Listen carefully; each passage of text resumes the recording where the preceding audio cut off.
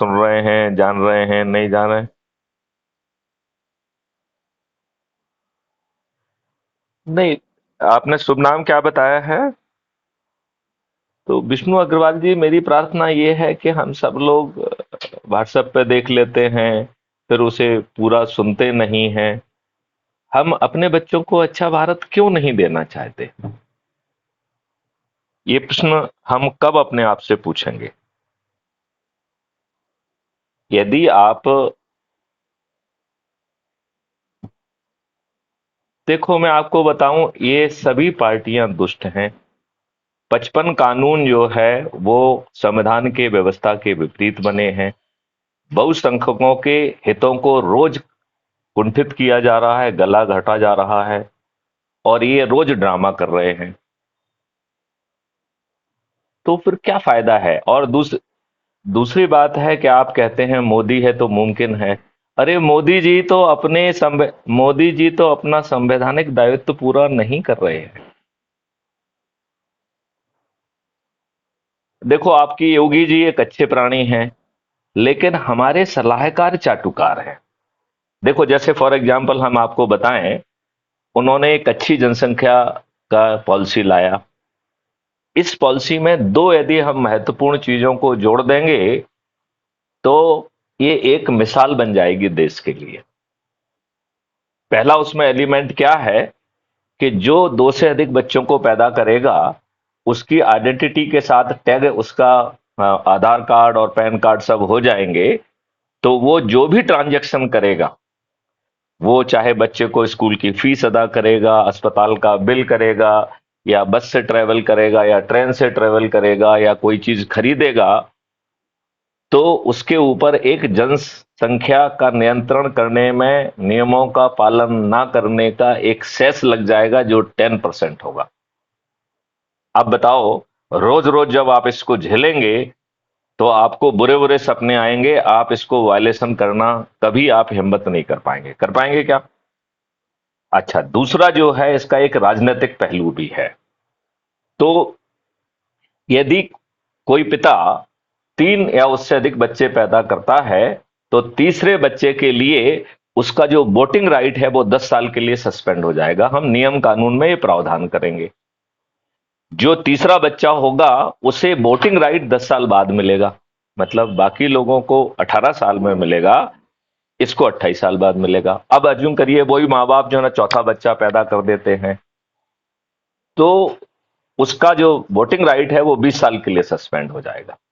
और जो चौथा बच्चा होगा उसे वोटिंग राइट मिलेगा 20 साल बाद, मतलब 38 साल में मिलेगा।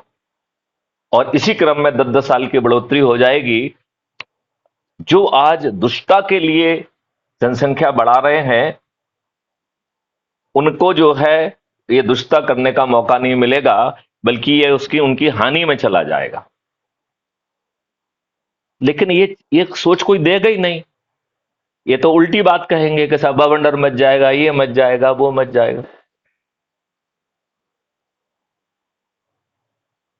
भैया, आपकी राजनीति देश के हित में होना चाहिए। आपकी ना फैमिली है ना बच्चे हैं, तो ये जो दो आपने जुड़वा बच्चा पैदा कर लिए हैं, हम दो और हमारे दो, इसकी क्या जरूरत है भैया? भैया, ईश्वर ने आपको बिना किसी तरफदारी के देश की सेवा करने का अवसर दिया था। फिर आपने ये दो दत्तक पुत्र क्यों पैदा कर लिए? तो इस भाषा में कोई बात करेगा नहीं। और मैं तो आपको कह रहा हूं कि आप विष्णु अग्रवाल जी जैसे भी हैं, मतलब यदि आप दुर्जन हैं, दुष्ट हैं, अपराधी हैं, बाहुबली हैं, आप किसी पार्टी के अंधभक्त हैं, आप जो है जैसे भी हैं, मुझे उसी परिस्थिति में आप स्वीकार हैं, आप ग्राह्य हैं। राइट? यदि आप केवल एक काम कर सकें, अच्छे भारत का संकल्प ले सकें, यदि आप अच्छे भारत का संकल्प हर रविवार को दोहरा सकें, यदि आप अपने बच्चों को, अपने रिश्तेदारों का अपने मित्रों का, अपने पड़ोसियों का और बचपन से अब तक जो लोग भी आपसे जुड़े हैं किसी भी संगठन के माध्यम से, उनको यदि आप अपने व्हाट्सएप ग्रुप बनाएं अच्छे भारत का संकल्प समूह, और उन्हें प्रेरित करें कि रोटेशन के आधार पर वो अपने लोगों को आमंत्रित करें, और वहां पर हम क्राइम फ्री भारत मिशन का जो वीडियो आपकी आत्मा को छू रहा है उसको साथ में सुने और फिर कहें कि भैया ऐसा भारत चाहिए क्या। ये भारत आपको सिर्फ संकल्प से मिल जाएगा, सिर्फ संकल्प से। और इस प्रक्रिया में आप चंद दिनों में 100 करोड़ होंगे। और इसी प्रक्रिया से, इसी ऐप के द्वारा जो 6 मेरिट लिस्ट बना रहा है, आपके ही बीच का व्यक्ति उभर के गांव का सरपंच, पार्षद, मेयर, जिले का पंचायत अध्यक्ष, प्रांत का मुख्यमंत्री, उप मुख्यमंत्री, राज्य सरकार का मंत्री और विधायक निकलेगा। और राष्ट्रीय स्तर पर जो सबसे अधिक लोगों को जोड़ेगा, ऐसा व्यक्ति इस देश का प्रधानमंत्री बनेगा। जो दूसरे और तीसरे स्तर पर होगा वो प्रधानमंत्री, जो 82 में आ जाएगा वो केंद्रीय मंत्री, और जो 543 में आ जाएगा वो सांसद बनेगा। तो बताइए, आम के आम गुठलियों के दाम है कि नहीं है?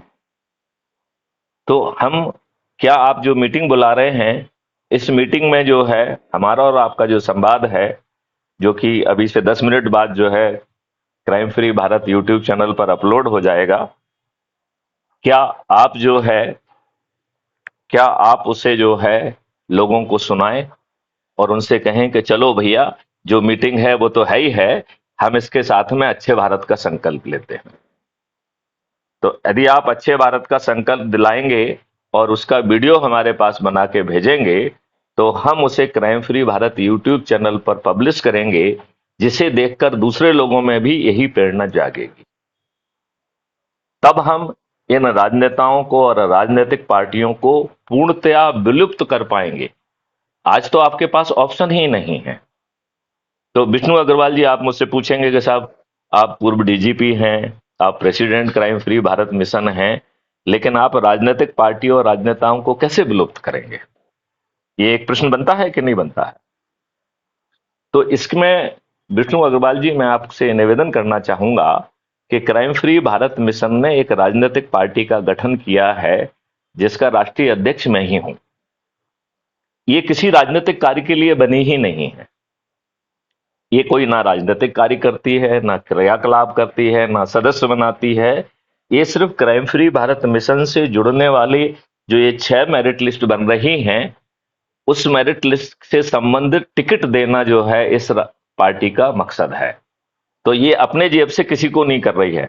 मतलब मैथिली शरण गुप्त को विष्णु अग्रवाल अच्छे लग रहे हैं, तो मैथिली शरण गुप्त विष्णु अग्रवाल को टिकट नहीं दे पाएंगे। यदि विष्णु अग्रवाल अधिक से अधिक लोगों को जोड़कर पारदर्शी तरीके से अपने आप को मेरिट लिस्ट में स्थापित करेंगे, तो विष्णु अग्रवाल के घर में जो है सांसद का टिकट और चंद्रगुप्त का सर्टिफिकेट दोनों पहुंच जाएंगे। और इसमें जिताने की व्यवस्था भी है। तो राजनेता करोड़ों रुपए खर्च करेंगे, आपको किसी को यह भी नहीं बताना है कि मैं उम्मीदवार हूं, मुझे वोट दो। मतलब बिना किसी से वोट मांगे सभी राजनीतिक पार्टियों के सभी राजनेता तब पराजित होंगे जब वो करोड़ों रुपए खर्च करेंगे। क्योंकि मैथिली शरण गुप्त ही अपने गरीब साथियों से कह रहे हैं कि ये राजनेता आए तो इन्हें भर भर के लूट लो, क्योंकि इनके पिताजी का संपत्ति नहीं आ रहा, इनकी, हाँ, ये जो है हमारा ही धन है, तो इसे लूट लो। और इसके बाद जो चंद्रगुप्त है उसकी तख्तियां लेके निकलो, जिसमें लिखा रहेगा कि विष्णु अग्रवाल हमारे चंद्रगुप्त हैं, उनका ईवीएम मशीन में नंबर सरल क्रमांक 3 है, 2 है, वटेवर, और चुनाव चिन्ह ये है। और ये लोग तख्तियां लेके निकलेंगे रोड पर और कहेंगे कि विष्णु अग्रवाल हमारे चंद्रगुप्त हैं, हम उन्हें सरल क्रमांक फलाने पर, चुनाव चिन्ह फलाने पर ईवीएम मशीन में बटन दबाकर हम उन्हें विजयी बनाएंगे।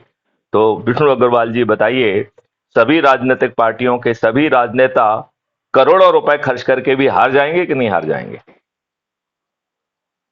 तो इसमें दिक्कत क्या है? जब आप आपको जिस रूप में हैं उसी रूप में स्वीकार कर रहे हैं, आपका सोच नहीं बदल रहे हैं, चिंतन नहीं बदल रहे हैं, क्रियाकलाप नहीं बदल रहे हैं, तो क्या व्यवधान है? यदि आपको टैक्स मुक्त भारत मिल रहा है, कर्ज मुक्त भारत मिल रहा है, आपके बच्चों को उनके पोटेंशियल का रोजगार और शिक्षा मिल रही है, भोजन का मौलिक अधिकार मिल रहा है, स्वास्थ्य का मौलिक अधिकार मिल रहा है, समृद्धि और खुशहाली का मौलिक अधिकार मिल रहा है।